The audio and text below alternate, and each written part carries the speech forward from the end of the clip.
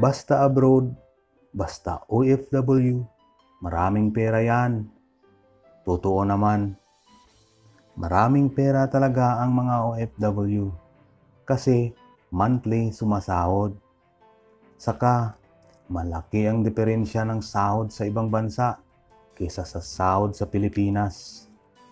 Doble, triple. Yung iba nga, umaabot pa ng 100,000 ang isang buwan. Pero, may pero ha.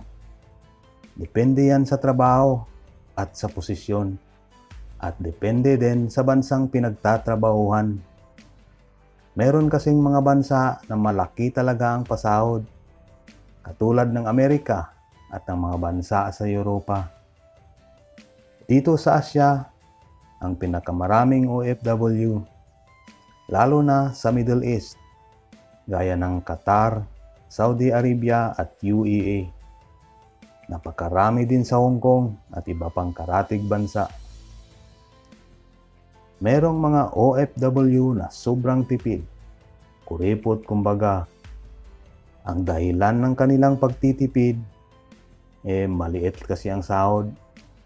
Merong may pinag-iipunan, may pinaglalaanan ng pera. Kaya naman, kahit pampahid man lang sa katawan ay hindi nakakabili. Ngunit, sa kabila noon, sagana ang kanyang pamilya sa Pilipinas. May magandang bahay at nasa ayos ang kalagayan. Meron namang OFW na kung gumastos ay sagaran. Nasusunod ang luho, tuwing sahod, kung ano-ano ang pinagbibili.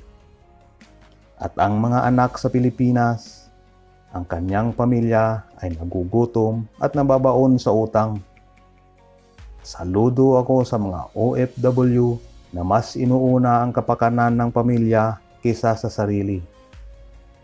Oo, kailangan din nating mag-enjoy, libangin ng sarili, pero sa tama lang dapat.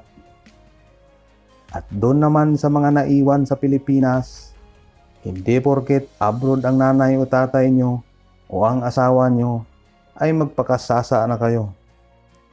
Lagi nyong tatandaan na ang pagtatrabaho sa ibang bansa ay napakahirap. Hindi pinupulot ang pera sa ibang bansa. Pawis, pagod, hirap, puyat at pangungulila ang puhunan dyan. At higit sa lahat, lagi niyong iisipin na ang pagiging OFW ay hindi panghabang buhay.